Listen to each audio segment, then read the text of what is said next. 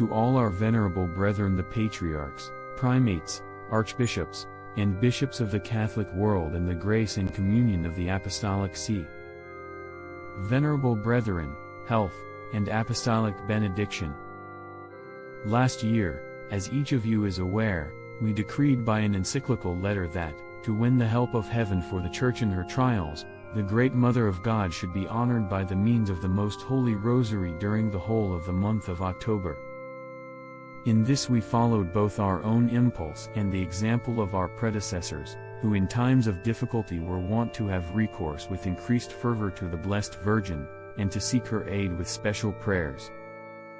That wish of ours has been complied with such a willingness and unanimity that it is more than ever apparent how real is the religion, and how great is the fervor of the Christian peoples, and how great is the trust everywhere placed in the heavenly patronage of the Virgin Mary.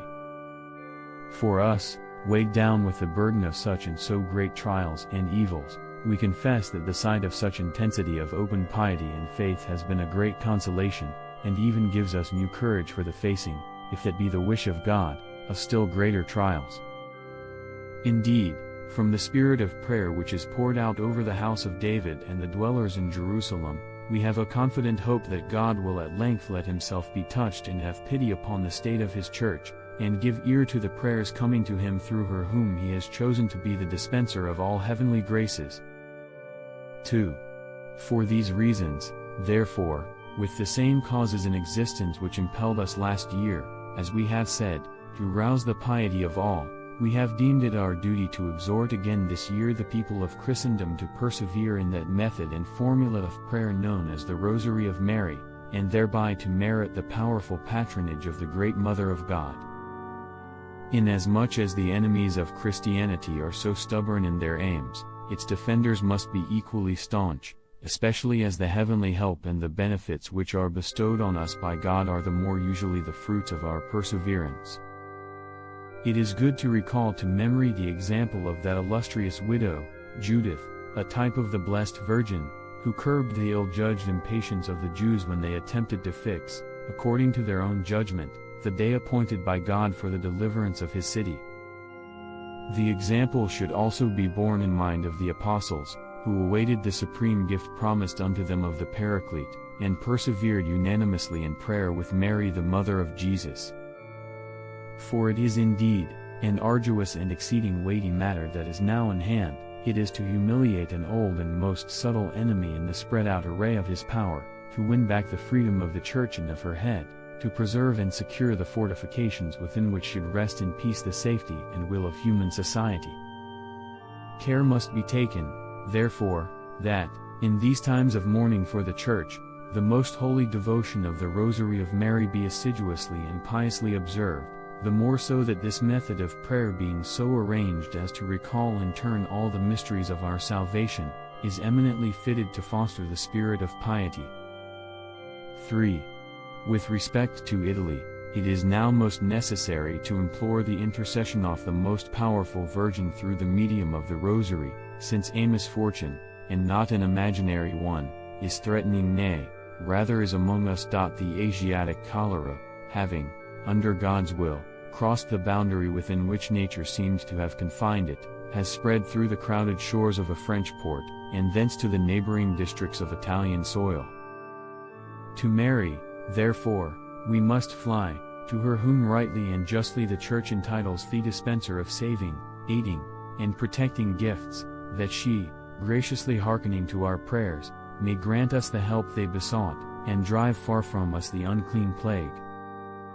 4. We have therefore resolved that in this coming month of October, in which the sacred devotions to our Virgin Lady of the Rosary are solemnized throughout the Catholic world, all the devotions shall again be observed which were commanded by us this time last year.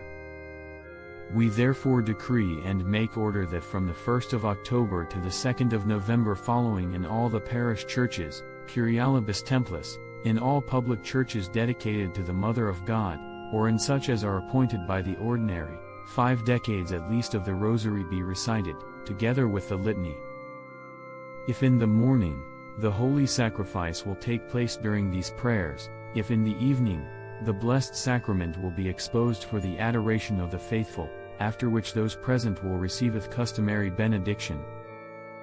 We desire that, wherever it be lawful, the locale confraternity of the Rosary should make a solemn procession through the streets as a public manifestation of religious devotion. 5. That the heavenly treasures of the Church may be thrown open to all, we hereby renew every indulgence granted by us last year.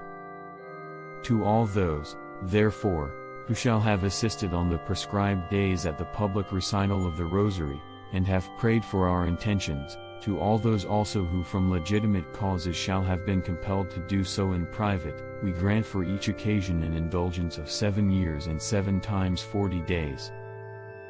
To those who, in the prescribed space of time shall have performed these devotions at least 10 times, either publicly in the churches or from just causes in the privacy of their homes, and shall have expiated their sins by confession and have received communion at the altar, we grant from the treasury of the Church a plenary indulgence.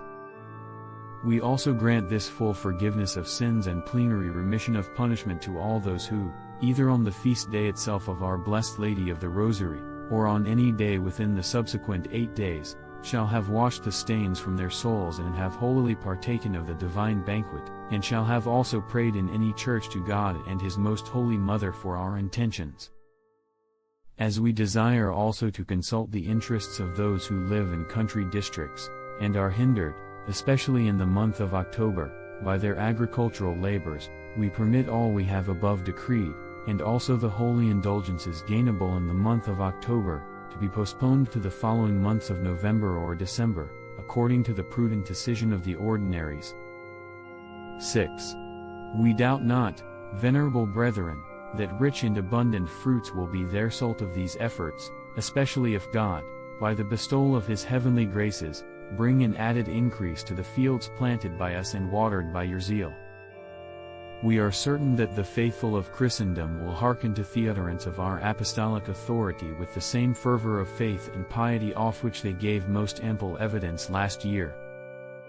May our heavenly patroness, invoked by you through the Rosary, graciously be with us and obtain that, all disagreements of opinion being removed and Christianity restored throughout the world, we may obtain from God the wished for peace in the Church.